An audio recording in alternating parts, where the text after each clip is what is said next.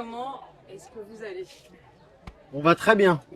On est regonflé, Ah mais ouais. alors d'une force.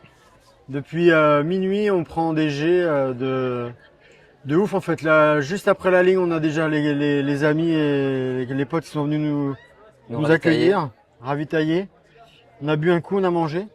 Après, on a eu, à toi, Ah là, après, on a eu lever de soleil. en fait, hier, on a organisé un peu les affaires, parce que ça partait un peu dans tous les sens, et on a dit, ok, allez, petit déjeuner dans la baie de Saint-Paul.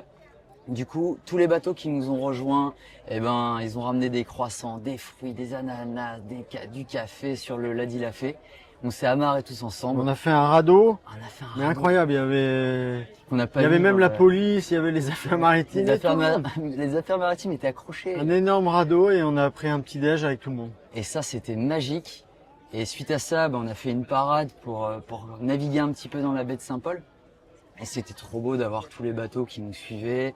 Le bateau Freedom qui était toute voile dehors avec le SPI. On était, Les écoles de voile du coin avec pas mal d'enfants et plein de petits dériveurs et des katas qui nous ont suivis aussi. Il y a un petit supplément d'âme enfin, vous vivez ici, vous Ah, êtes bah privilégié oui. de revenir à la maison. rentre à la dans maison. ces conditions, racontez-moi qu'est-ce qu'on ressent. moi, j'ai beaucoup de fierté, vraiment d'avoir travaillé pour que le Globe arrive ici, d'avoir monté le projet avec Fanch, Max, Charles. C'est beaucoup de travail, beaucoup de fierté de montrer aux Réunionnais ce que c'est que la course au large. Ouais, de Et leur aussi- mettre un œil vers la mer, parce qu'ils sont pas trop tournés vers la mer normalement, c'est connu. Et là, grâce à tout ce qu'a monté Thibaut, l'équipe et nous tous, on montre la mer à tout le monde et on peut être fier de ça. Ouais. Ouais, vraiment, puis c'était beaucoup d'émotions d'avoir tous les clubs de voile ce matin qui sont venus accueillir le bateau. Il y avait vraiment une énergie comme rarement on a vu, et ça, c'est que du bonheur et du plus pour la course au large à La Réunion. En venant sur la course, sur l'étape que vous venez de vivre, qu'est-ce qu'elle a eu de spécial? Déjà, il y a eu une sacrée bataille, hein. On a croisé vos concurrents hier. Il s'est passé des choses au niveau du cap de Bonne-Espérance. Racontez-nous, qu'est-ce qui a fait la différence? Est-ce que vous aviez senti que ça allait être une bataille jusqu'au C'est bon. La bataille avec Wilson, on a même fait un groupe WhatsApp 93 contre 139, parce qu'on a vu sur les étapes précédentes qu'on était assez similaires. On a tenu longtemps. Moi j'ai eu un coup de mou dans le sud, ça n'a pas aidé. Après on a pris une décision aussi un peu compliquée, je sais pas, on a eu peut-être un manque de lucidité, on était sûr de quelque chose, et là on a perdu Wilson. Ils sont partis au sud, on est parti au nord parce qu'on pensait que la DEP allait être beaucoup plus forte au sud, et finalement ça a été tout l'inverse, elle était beaucoup plus forte au nord et on s'est fait arracher. Donc on a été à la Cap avec vraiment là pendant 10 heures un gros manque de lucidité, on savait plus trop quoi faire, ça faisait 3 jours qu'on dormait pas. Fanch avait du mal à dormir, moi j'ai géré le bateau et j'avais aussi un peu de mal à dormir, et du coup on a perdu notre temps sur cette descente au Cap. Ouais. Mais après On s'est mis un coup de fouet, on était remonté. mais de ouf. Ouais. Là on a voulu tout remonter. Et là, on a tout on envoyé.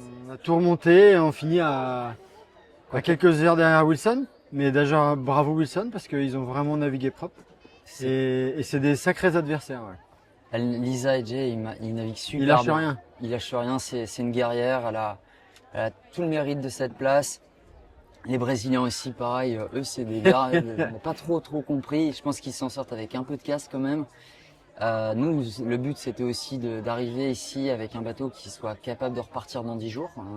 On a quelques bricoles, mais le bateau va bien, il est capable complètement de repartir. Direct. Il repart direct. C'est costaud. Et donc ça, c'est la priorité, c'est de finir le tour, le Globe 40. Après, si on arrive à être premier ou deuxième pointu ou troisième, ce sera que du bonheur si on a les meilleures places. Mais déjà d'avoir réussi ce challenge, de ramener le bateau à La Réunion, Déjà, de montrer ça au peuple, enfin au peuple, Réunionnais, allez, c'est à toute la Réunion et aux Fridomiens et aux Fridomiennes. Déjà, la belle mission qui est faite. émotionnel? Est-ce que Moi, c'est c'est- aussi l'arrivée hier soir? Moi, c'est aujourd'hui, ouais. ah ouais là Moi, c'est je sais pas, là, tu peux pas. émotionnellement C'est énorme, là. L'arrivée, elle était. C'est incroyable. Ça s'est vraiment tellement bien séquencé avec Max et Charles qui nous ont accueillis vraiment tard dans la nuit, qui ont géré le bateau, on a pu se reposer, la famille qui arrivait derrière, les copains derrière, l'orga, enfin c'était. Et ici aussi, vous avez vu, enfin voilà, c'était un délire l'arrivée, quoi. Donc émotionnellement, c'est crescendo, on est monté petit à petit jusqu'à l'apothéose de tout à l'heure et c'était top. Qu'est-ce que vous allez faire? Ça va être quoi la première chose que vous allez faire en remettant le pied sur votre caillou? Une douche. Ouais, une douche, ce sera vraiment sympa. Et Attends, je vous refais reprendre parce que j'ai... Vas-y. Allez-y. Qu'est-ce que ça va être quoi la première chose que vous allez faire en revenant? Une douche. Ah, une grosse douche. Grosse douche, ouais. La première chose qu'on va faire en rentrant, c'est, parce qu'en fait on n'entend pas sa question. Ok. Alors la première chose qu'on va faire en rentrant, c'est Une douche. Et ça c'est hyper important quoi. Au moins un quart d'heure sous la douche. C'est bon, j'ai mon quota. On va enlever les 5 minutes. Normalement, il faut faire 5 minutes, hein. On gâche pas l'eau. Mais là, ça fait 40 jours, donc on a économisé un tas de flotte. Donc on a le droit de faire un quart d'heure. Un petit quart d'heure.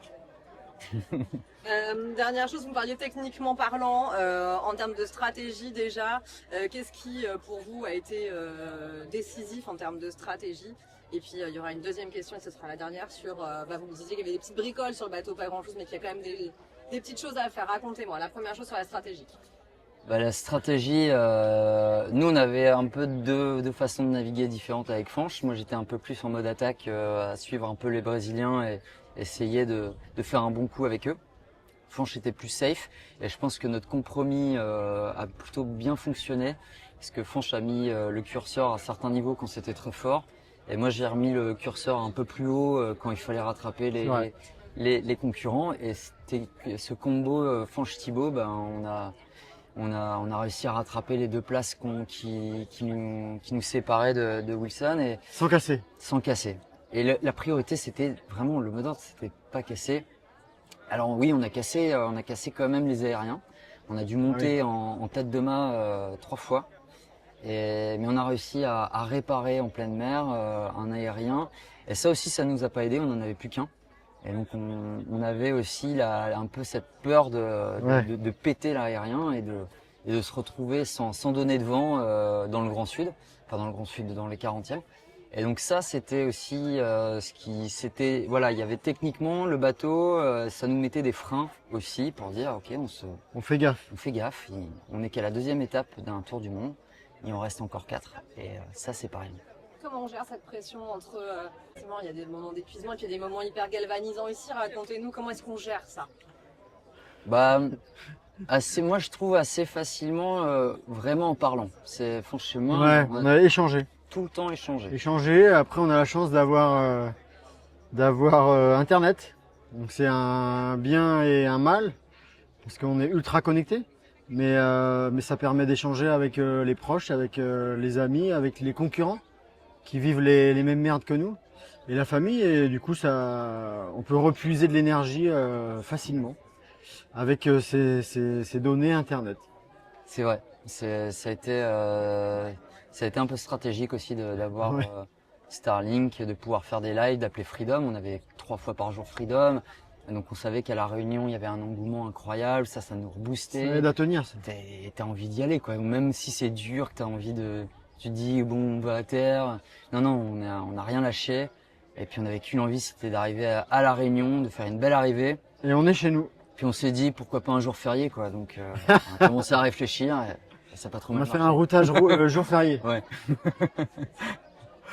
super. Parfait. Et